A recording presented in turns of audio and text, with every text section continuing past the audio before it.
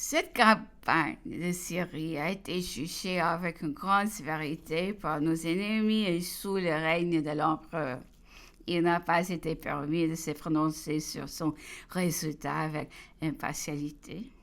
Il était sans doute indispensable d'entrer en Syrie pour repousser Ibrahim et les troupes qui étaient chez Pacha s'apprêtaient à lancer en Égypte. La guerre était conduite avec beaucoup d'habileté.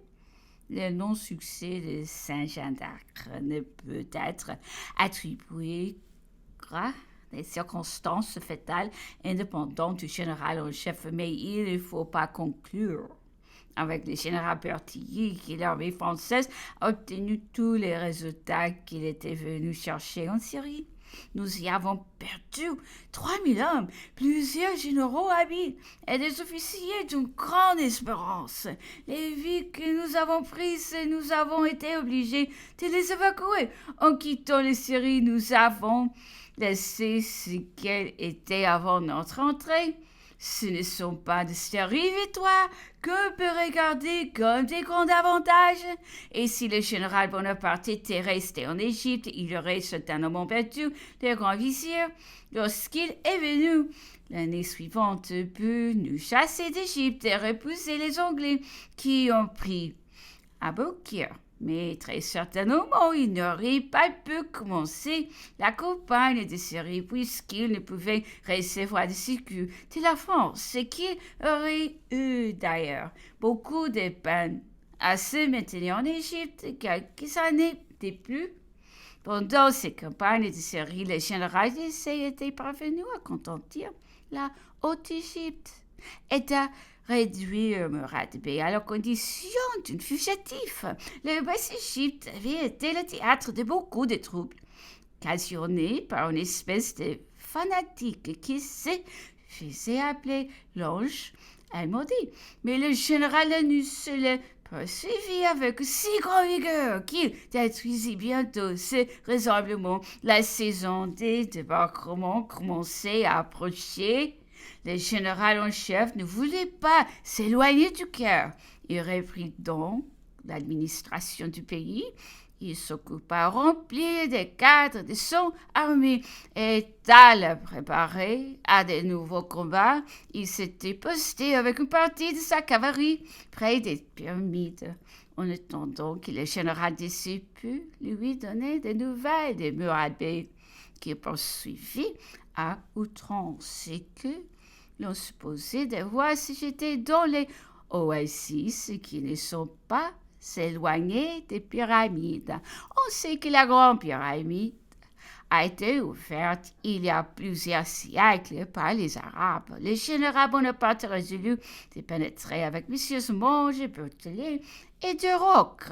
Je ne fais mention de cette particularité parce que son nom a été écrit dans la grande galerie qui conduit à la chambre appelée chambre du roi.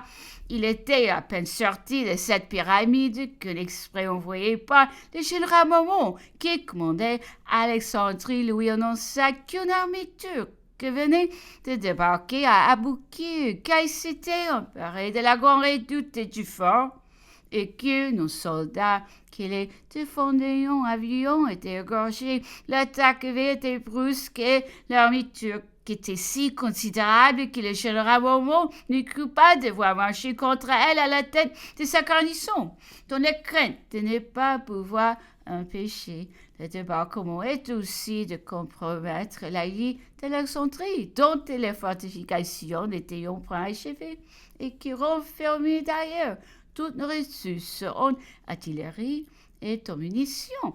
Après le prix du fort, on devait supposer que l'ennemi se répandrait dans les pays et attaquerait soit Rosette, soit Alexandrie, mais il se retrancha dans la presqu'île d'Aboukir. Et il était clair que son but était d'attendre Murad Bey, dont il ne connaissait pas encore la position désespérée. Le général Bonaparte prit donc la résolution de marcher avec rapidité sur lui. La distance des pyramides à Aboukir est de plus de 80 lieues. L'armée était arrivée à Alexandrie le quatrième jour. Le 7, Thermidor, elle était ressemblée à une lieu d'Aboukir sous les ordres des divisions, l'âne, l'anus et la cavalerie, commandée par le général Murat.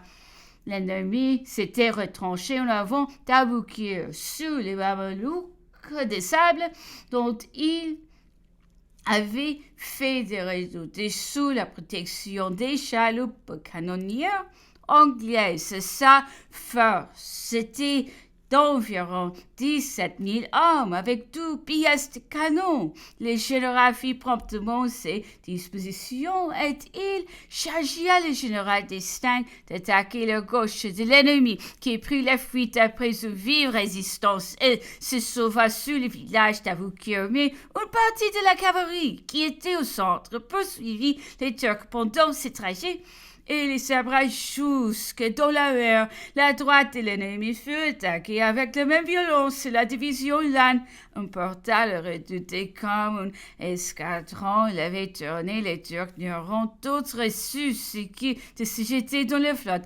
C'était un spectacle terrible de voir près de 10 000 hommes dont on ne percevait que les têtes couvertes de turbans et qui cherchaient en vain à gagner la flottille anglaise humiliée à plus d'un demi-lieue.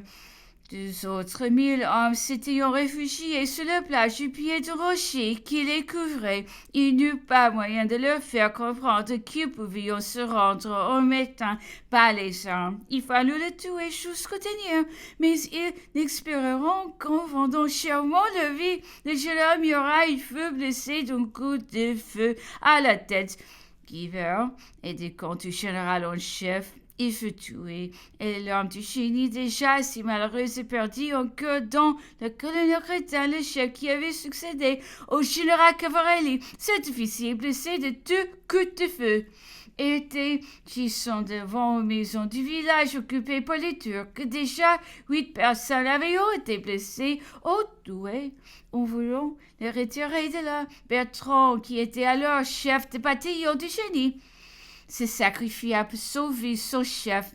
Il s'avança dans la maison, suivi d'une vingtaine de sapeurs, et parvint à tuer jusqu'au dernier les Turcs, mais il fut gravement blessé, et le colonel Crétin ne put survivre à ses blessures. Après la victoire, il restait encore le fort d'Aboukir, dont il fallait s'emparer. Le général Lannes, qui n'était point encore guéri de sa blessure de Saint-Jean d'Acre, fut chargé de commander les troupes d'investissement. J'étais resté également près de lui le lendemain du départ du général en chef accompagné le général Lannes dans une visite de poste lorsqu'une sortie furieuse des troupes turques surprit nos avant-postes. Et le malheureux général reçut une balle dans les jambes. C'était le 8e coup de feu. L'ennemi, heureusement, n'avait point d'eau dans le fort de Bouquet et se rendit donc 4 jours après la bataille.